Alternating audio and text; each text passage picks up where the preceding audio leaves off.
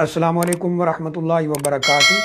الحمدللہ رب العالمین والعاقبۃ للمتقین والصلاۃ والسلام علی اشرف الانبیاء والمرسلین نبینا و رسولنا و حبیبنا و امامنا محمد وعلی آلہ و اصحابہ اجمعین، اما بعد۔ قال اللہ تعالی فی القرآن الکریم شہر رمضان الذی انزل فیہ القرآن ھدی للناس وبینات من الھدی والفرقان فمن شہد منکم الشہر فلیصم ومن كان مريضا أو على سفر فعدة من أيام أخر وقال الله تعالى يا أيها الذين آمنوا كتب عليكم الصيام كما كتب على الذين من قبلكم لعلكم تتقون أياما معدودات فمن كان منكم مريضا أو على سفر فعدة من أيام أخر۔ قابل احترام بھائیوں، دوستوں، بزرگوں، اللہ تعالیٰ نے قرآن مجید میں اور نبی اکرم صلی اللہ علیہ وسلم نے اپنے فرامین میں مسلمانوں کو روزہ رکھنے کا حکم دیا ہے۔ ہر وہ مسلمان جو مسلمان ہے، عاقل ہے، بالغ ہے، صحت مند ہے، گھر میں مقیم ہے اور روزہ کے ممانعت والی کوئی چیز نہیں ہے تو اس پر روزہ فرض ہے، وہ مرد ہو یا عورت ہو، کوئی بھی ہو۔ اس کا ایک چھوٹا سا بیان پہلے گزر چکا ہے۔ ابھی ہم یہ دیکھتے ہیں کہ وہ کون کون سی چیزیں ہیں جن کے ساتھ روزہ بالکل ختم ہو جاتا ہے، روزہ ٹوٹ جاتا ہے۔ یہ چند چیزیں ہیں جن میں سب سے پہلی چیز جان بوجھ کر کھانا پینا ہے۔ جو شخص روزے کی حالت میں جان بوجھ کر کھا پی لیتا ہے اس کا روزہ ٹوٹ جاتا ہے۔ اس کی دلیل قرآن مجید کے اندر موجود ہے۔ اللہ تعالیٰ فرماتے ہیں کہ جب تم کھاتے پیتے رہو حتیٰ کہ سیاہ دھاری سفید دھاری سے الگ ہو جائے، اشارہ سحری کے ٹائم کے اختتام کی طرف ہے۔ پھر اللہ فرماتے ہیں کہ جب یہ وقت آ جائے تم کھانے پینے سے رک جاؤ، ثم اتموا الصیام الی اللیل، پھر تم رات تک، یعنی سورج غروب ہونے تک، عربی زبان میں رات کا اطلاق سورج غروب ہونے سے ہوتا ہے۔ جو ہی سورج غروب ہو تب تک تم کھانے پینے سے رک جاؤ۔ اور نبی کریم صلی اللہ علیہ وسلم نے بھی فرمایا کہ تم کھاتے پیتے رہو حتیٰ یؤذن ابن ام مکتوم، یہاں تک کہ حضرت عبداللہ بن ام مکتوم رضی اللہ تعالیٰ عنہ اذان دے دیں، اذان ہو کھانا پینا بند کر دیں، اور مغرب سورج غروب ہونے تک یہ کھانے پینے سے رکنا ہے۔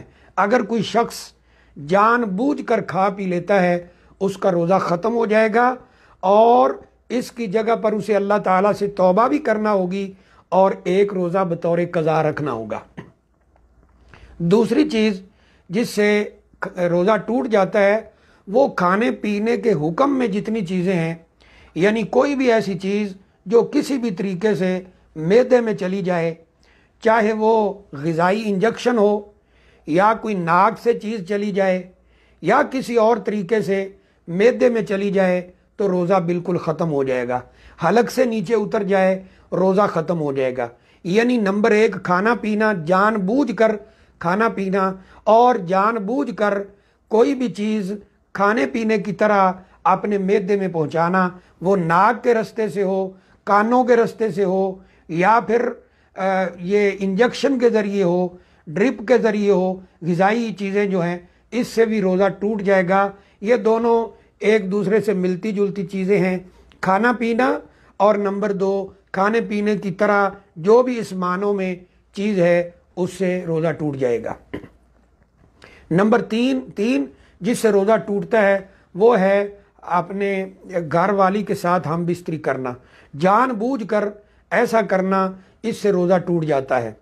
نبی اکرم صلی اللہ علیہ وسلم تشریف فرما تھے ایک مجلس کے اندر، ایک صحابی آئے، کہا ہلاک تو یا رسول اللہ کے رسول صلی اللہ علیہ وسلم میں ہلاک ہو گیا۔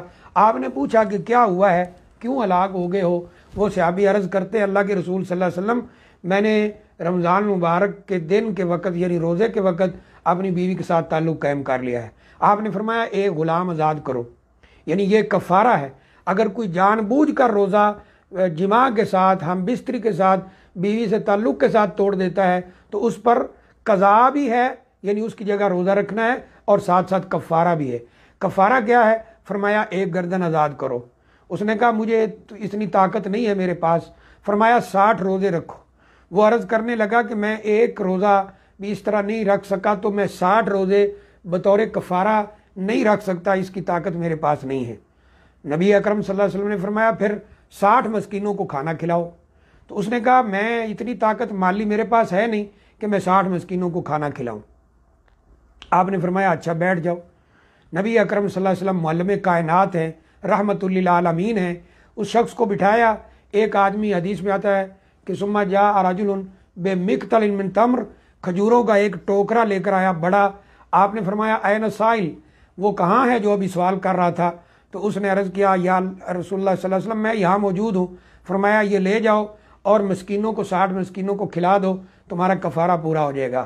یہ شخص عرض کرتا ہے اللہ کے رسول صلی اللہ علیہ وسلم کہ ما بین لابتئی المدینہ، مدینہ کے 2 کنارے جو ہیں ان کے درمیان میرے گھر والوں سے بڑھ کر اور مجھ سے بڑھ کر کوئی فقیر ہے نہیں۔ سبحان اللہ۔ رسول اللہ صلی اللہ علیہ وسلم فرمانے لگے جاؤ یہ لے جاؤ اور اپنے گھر والوں کو، بیوی بچوں کو کھلاؤ، تمہارا کفارہ پورا ہو جائے گا۔ تو بہرحال جو تیسری چیز جس سے روزہ ٹوٹ جائے گا وہ ہم بستری جمع اپنی گھر والی کے ساتھ تعلق قائم کرنا ہے۔ اس میں قضا بھی ہوگی اور کفارہ بھی ہوگا۔ اس کی دلیل ایک اور حدیث میں بھی موجود ہے۔ اللہ تعالیٰ فرماتے، حدیث قدسی ہے کہ جتنے بھی نیک اعمال ہیں ان کی جزا یعنی ان کی انعامات، ان کا ثواب کسی نہ کسی طریقے سے وہ لمیٹڈ بیان کر دیا گیا ہے کہ اتنا ہے، الا الصوم، مگر روزہ۔ یہ اس کا فرمایا الصوم لی وانا اجزی بھی، روزہ میرے لیے اور میں ہی جانتا ہوں کتنا اجر میں نے دینا ہے۔ پھر فرمایا کہ روزہ ایسی چیز ہے یترک طعامہ و شرابہ و شہوتہ من اجلی، اللہ فرما رہے ہیں کہ اس شخص نے کھانا پینا، جو حلال کھانا پینا تھا وہ میرے لیے چھوڑ دیا، اپنی شہوت یعنی نفسانی خواہش کو پورا کرنا وہ میرے لیے چھوڑ دیا، تو میں ہی جانتا ہوں کہ اس کا کتنا اجر ہے۔ تو اس کا یہ مفہوم ہے کہ روزے کی حالت میں کھانا پینا اور جمع ہم بستری یہ حرام ہے۔ ہاں اگر بھول کر کھا پی لیا تو نبی اکرم صلی اللہ علیہ وسلم فرماتے ہیں اللہ تعالیٰ نے اسے کھلایا پلایا ہے، اس کا روزہ یعنی بالکل صحیح ہے۔ اسی طرح اگلی چیز جس سے روزہ ٹوٹ جائے گا، چوتھی چیز، وہ ہے کہ اپنی نفسانی خواہش کو کسی غلط طریقے سے پورا کر لیا، جیسا کہ بہت سارے یعنی طریقے لوگوں نے اس گناہ کو، اس لذت کو حاصل کرنے کے لیے بنا رکھے ہیں۔ اس میں ایک تو یعنی زنا ہے، اللہ معاف فرمائے، اس سے روزہ ٹوٹ جائے گا، یا کسی بھی اور طریقے سے اپنے مادہ منویہ کو، منی جسے کہا جاتا ہے، جان بوجھ کر خارج کر دیا، جان بوجھ کر، تو روزہ ٹوٹ جائے گا۔ اسی طرح اگلی 5ویں چیز جس سے روزہ ٹوٹتا ہے وہ ہے جان بوجھ کے قے کر دینا، یعنی حلق میں کوئی چیز ڈال کر اس نے قے کر دی کسی وجہ سے، تو نبی اکرم صلی اللہ علیہ وسلم فرماتے ہیں کہ من زارعہ القیء فلیس علیہ قضاء، جس کو اپنے آپ آٹومیٹیکلی یعنی قے آ جائے، الٹی آ جائے، قے آ جائے، اس کا روزہ بالکل صحیح ہے۔ ومن استقاء، اور جس نے جان بوجھ کر قے کی، فرمایا فعلیہ القضاء، تو وہ جو ہے روزے کی قضا کرے گا، یعنی اس کا روزہ ٹوٹ جائے گا اور اس کی جگہ پہ روزہ رکھے گا۔ یہ روزہ بھی اسے پورا کرنا ہوگا اور اس کی جگہ پہ روزہ کی قضا بھی کرنا ہوگی۔ جان بوجھ کر کھانے پینے والا بھی روزے کو پورا کرے گا اور اس کی جگہ پہ قضا کرے گا۔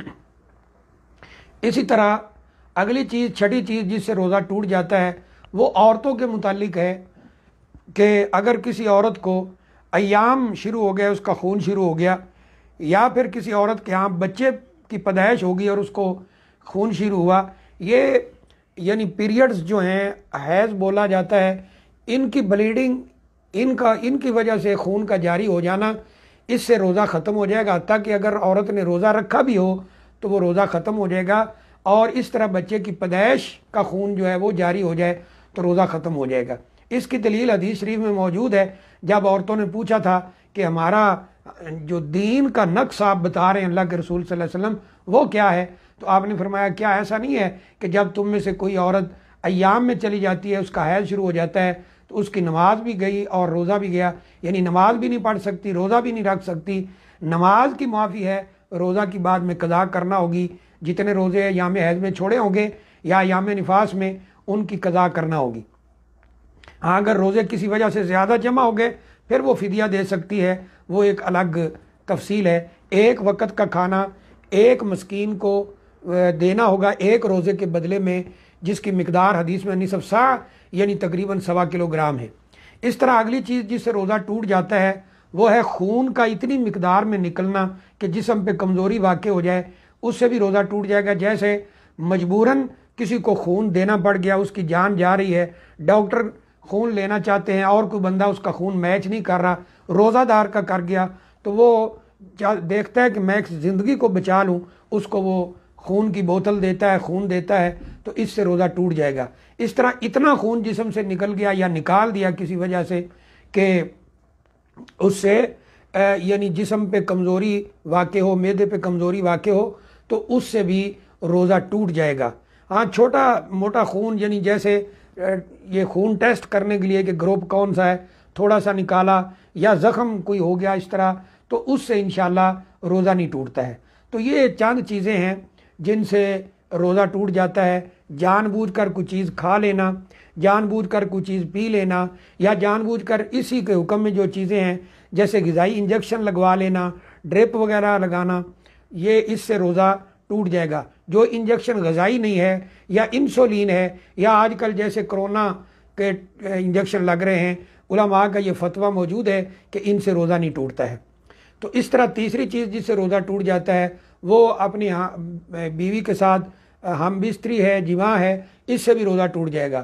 چوتھی چیز جس سے روزہ ٹوٹتا ہے اپنی نفسانی خواہش کو کسی غلط طریقے سے پورا کرنا، اس سے بھی روزہ ٹوٹ جائے گا۔